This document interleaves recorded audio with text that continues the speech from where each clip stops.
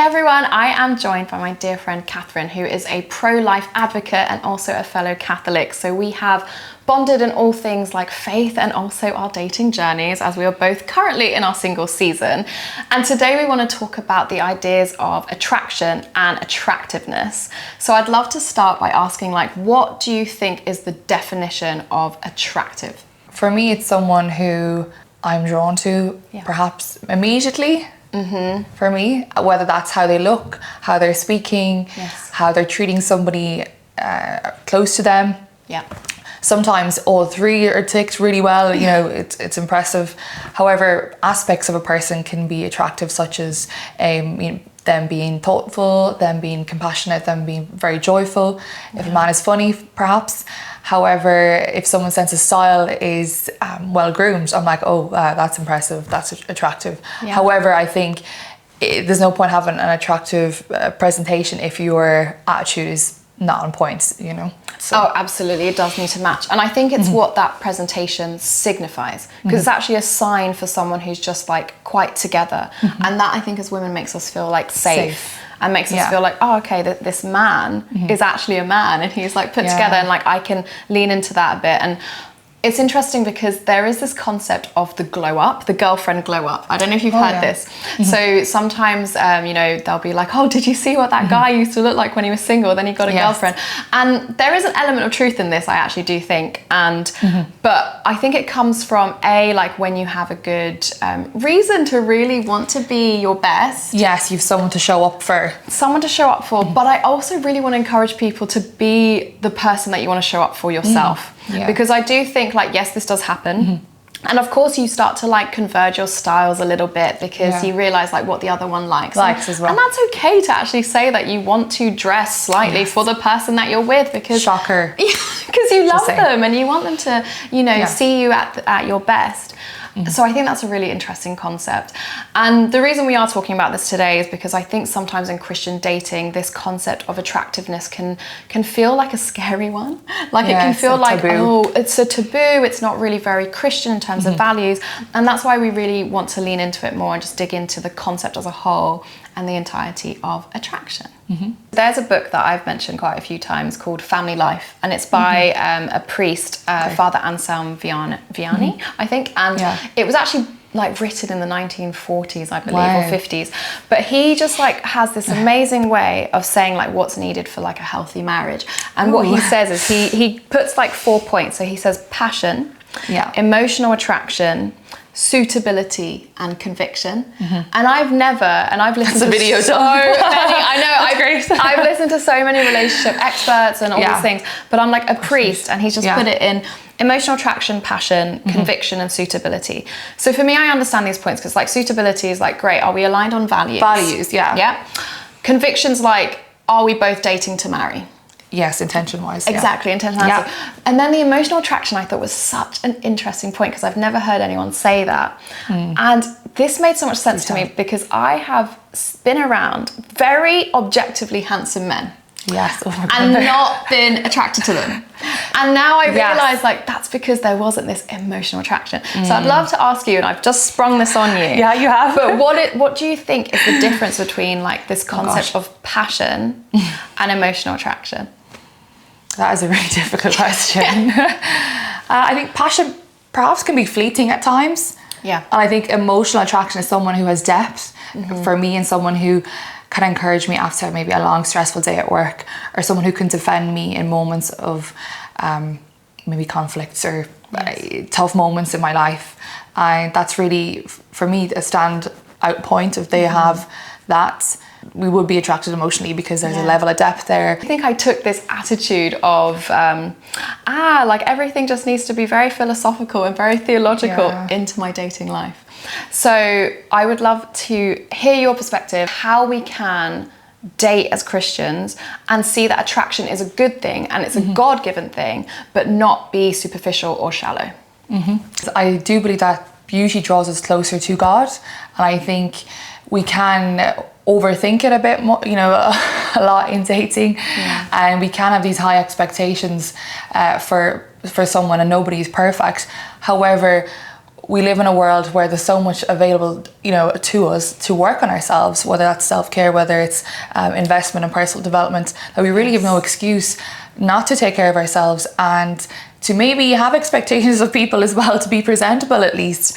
And if someone's looking for God, which is the main characteristic you should be looking for as a Christian, is someone who is, you know, on a journey with God and is pursuing God's heart, but also perhaps looking well on that journey, you know, looking for God, looking well while doing it. And there's no harm in saying that. There's no shame around that and saying, I want someone who I'm attracted to, and it's important.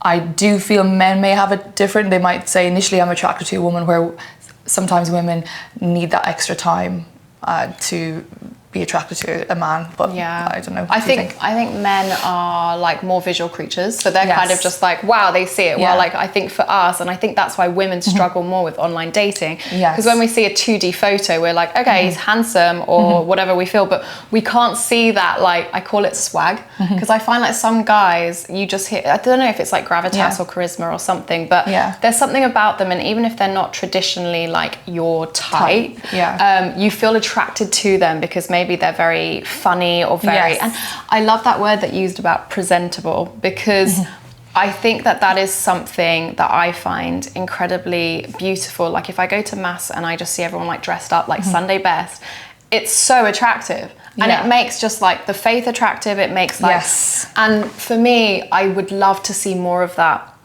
in the dating world, you know, like do make an effort. I think do dress like situationally appropriate. Like I feel like I went on a date once with a man who was in his 30s, and he was wearing one of those kind of like graphic t-shirts, and it was like to dinner, and I was like something on Nirvana. I was like, and I was in like a dress, and like it's dinner, and again it was like I didn't feel like he was taking the date seriously or the circumstance seriously, but yeah, I do think that men are more visual creatures. I think it does require a little bit more for us to be attracted, because we really need to see a little bit more of like the depth of the person. But I do think it's okay for us to say that the initial presentation and the visual matter. It does, in the first 7 seconds. They talk about that in communication. You've to make a first impression, and first impressions matter. And we all have a message to share and to give to someone. So that really makes a difference, how you show up. And if you want to be taken seriously, it's important to show up as your best self in a way. And clothing can be a form of communication as well. And also, like say if you were wearing a lovely top, which you are today, and someone says, oh, I love your top, and you actually point back to them and say, oh, thank you very much, how are you getting on, what's happening in your life? So it can be a tool of communication, also pointing back to the other person, and you can actually evangelize in that way as well. But also it draws people in. Again, beauty draws people in, draws people to God, and it's important in dating to be attracted, to show up in your attire. It doesn't take a lot of money before anyone starts, you know, going there. That doesn't take a lot of money to invest in yourself. You don't have to have designer stuff. It's just really attention to detail. And if you need help in that area, there's people that can help you as well.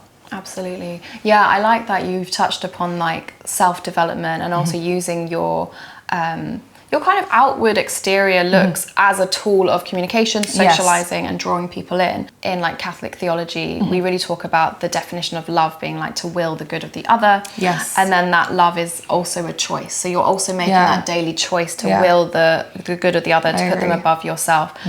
However, really interestingly, I read a book by the Venerable Fulton Sheen, 3 to Get Married, and in it, he does talk about this mystery that presupposes the choice.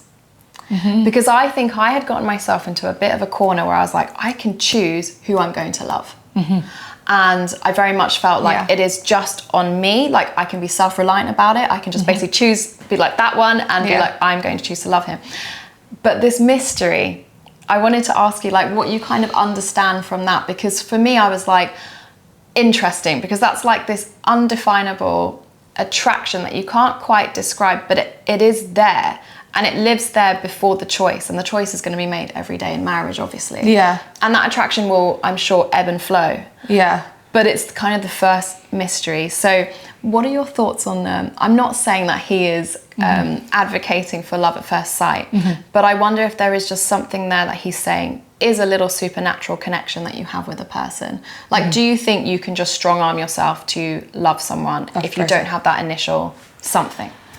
Well, I do believe in, I would say, love at first sight. I do believe that there can be just putting people together and God's perfect will happening. I also believe that the attraction can be built over time when you spend a lot of time with somebody. I agree with that. Yeah. I also think, because in Genesis, Adam met Eve and it was like that bone of my bone, flesh of my flesh. It was instant. And also in Tobias, Raphael and Sarah, it was that encounter as well. And I do believe if you're praying to God, you will have a knowing. And I know a lot of people who have shared similar stories that they just knew within a moment that this was somebody that God was drawing them to. And there's also people who didn't, that maybe they had a friend that they weren't attracted to, and then it built upon after a year or two. They're like, oh, actually, I find you very kind and handsome or whatever. So it's different for different people, but I wouldn't knock one. I don't have a preference for. But I think if you've been praying, waiting a long time, I do feel God is like, I'm going to show you very clearly. And if you're asking for wisdom, just highlight it to me and to him. I do think it's important as Christians and as Catholics to ask the Lord, help me to recognize him, help me to recognize her when I meet them. And that we don't waste our time and our hearts, hurt our hearts in that process. And I think it can be tempting, to have maybe people are approaching you left, right, and centre, and you're like, where, who is I'm supposed to be with, and it can be the enemy sending in distraction, which is happening a lot. And you get excited because it's like, oh, it's really good, but actually behind that, it's actually not. It's like Satan disguised as light. And so I think it's important to ask the Lord, and he will show you and give you that supernatural knowing. And perhaps that's the grace that's given. And I do think that, it might come in that guise of emotional attraction, where it's like something's just drawing me to this person. Even if the passion's not there yet, and the passion grows. Because I do believe if there is a tiny flame, you can, or a tiny ember, you can flame it. You can really fan it into a flame. That's really true.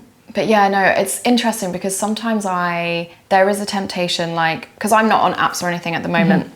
So when I get together with my girlfriends, we had a lovely dinner and they were like, have you been on any dates? And I was like, actually, I haven't recently. I know, I was like, I haven't recently. And the thing is, because I'm at a stage where I'm really trusting God, but I'm also I'm happy to lean more into my own kind of growth, personal development. I don't need to be distracted right now.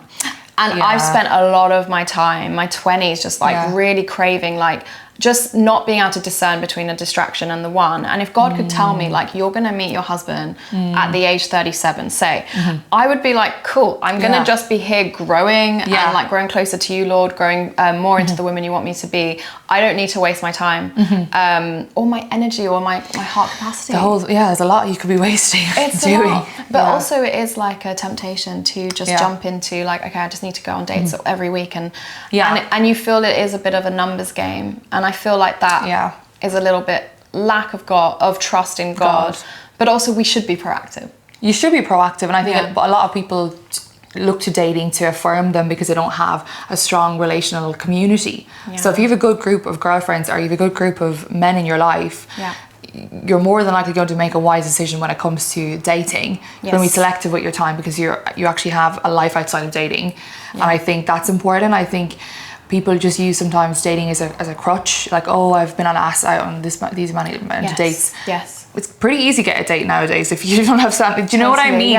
You want to be precious with your time. You do, and also you don't want to make being single your identity, and you don't want to make dating your hobby. Been there, done that. Yeah, absolutely. And I've also it was interesting because I've also been in social situations where I find that all we're talking about is dating, and I really have to move it on and be a bit but that was probably started by me as well. I've done that.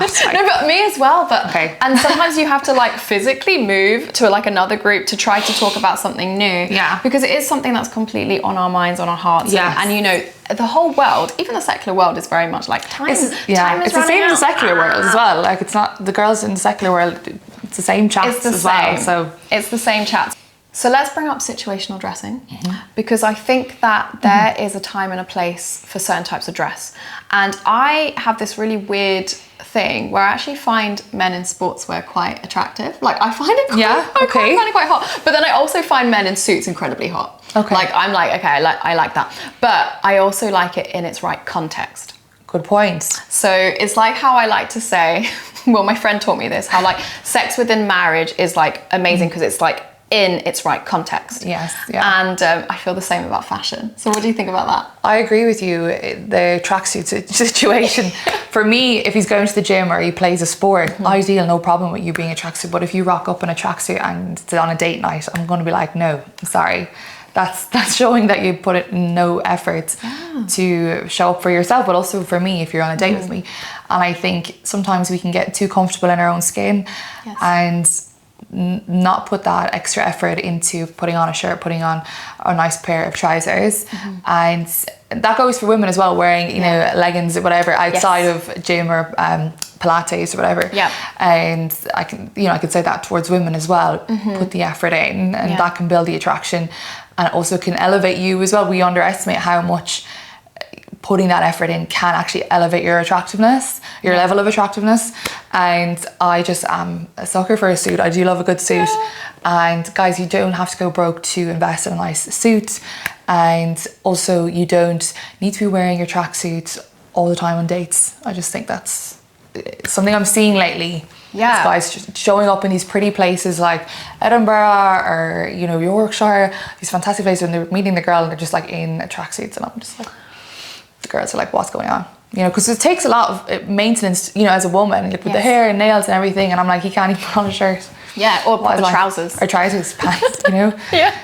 So yeah, just a bit disappointing to encounter that. And actually this speaks to me as well, because I work from home, so like I pretty much only need to wear a nice top, and it's really tempting for me to just wear sweatpants. But then I've realized more and more that even when I'm at home, even if I'm not going to see anyone, it actually reduces my productivity. I was going to say your level of motivation probably hits the floor. And I just kind of like don't feel it as much. And even if I go out and I'm walking my dog and I feel a bit slummy, I notice like I don't really make eye contact with people. I don't really like have those like initial kind of social conversations. But if I like feel good in myself, I'm literally there like, hi, good morning, how are you? Like, and I'm just bringing my best self to it. So I do think that there's definitely something in that, and you're right that it doesn't take a huge investment in a wardrobe. It's just like being strategic and having good pieces in it. Sometimes people feel like attraction is a card that you're given at birth, and it's like, okay, you're attractive, you're not attractive, and they kind of just take that on board, and they're like, well, I can't do anything about it.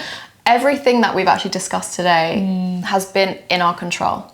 Because it's like, like investing in like your sense of style, investing in your social skills, investing in the way that you carry yourself.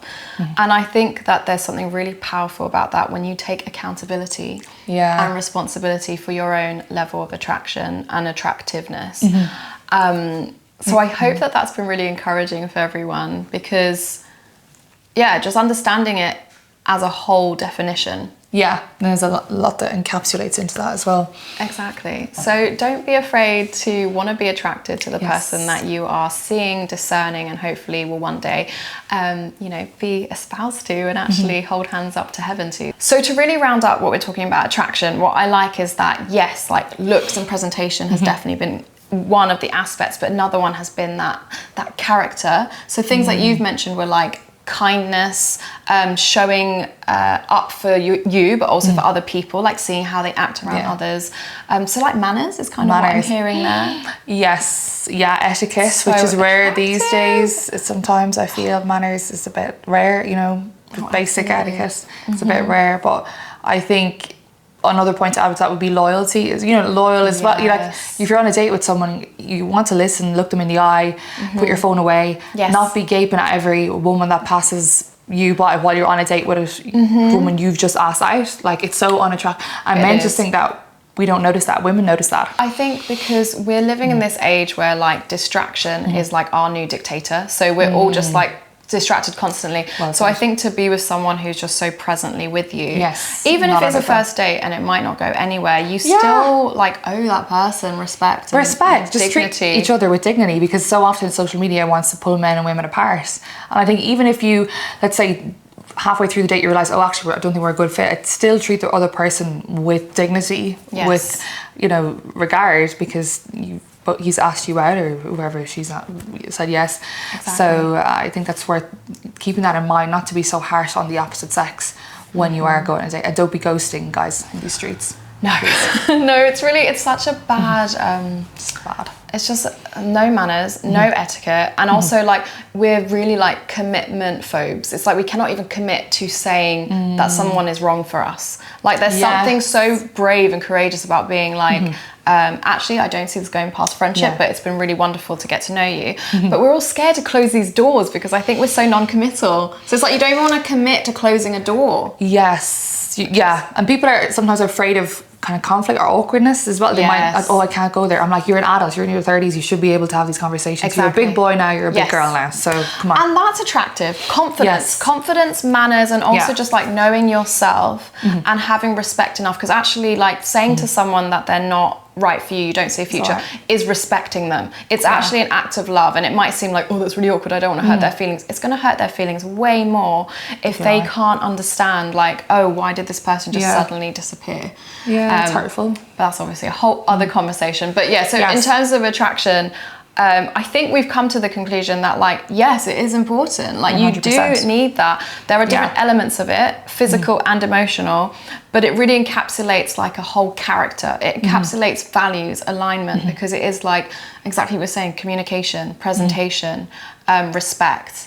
Respect for yourself and respect for others. And, you know, we're living in a time now which is almost like uglier than ever, right? You look at like the architecture, you look at some modern art, you look at fashion. Yeah, and you're just like what fashion? Yeah, and it's really down to us as like civilians to bring that beauty back into the world. I do think like there's this kind of idea of osmosis that like the more that we can project confidence and respect and attractiveness into the world, the more that is the world that we're going to have. I 100% agree with you. Yeah. So there's nothing wrong, I don't think, in saying like you want to be attracted to the person that God has planned for you, but it's also understanding the phrase attractive and the concept in its entirety, which isn't just a shallow kind of exterior thing, but it's really that inside out. That's such like a cliche saying, but really beauty does shine inside out. And I saw this quote recently, which was like, beauty makes the invisible visible. And I really like that, because I was like, it's true, like our kind of heart's desires, intentions, hopes and dreams, those aren't visible, but they actually will become visible through what we through the way we present ourselves. So well, thank you so much, Catherine, for being on. Thank you for having me, Delphine. And as always, God bless. Bye everyone.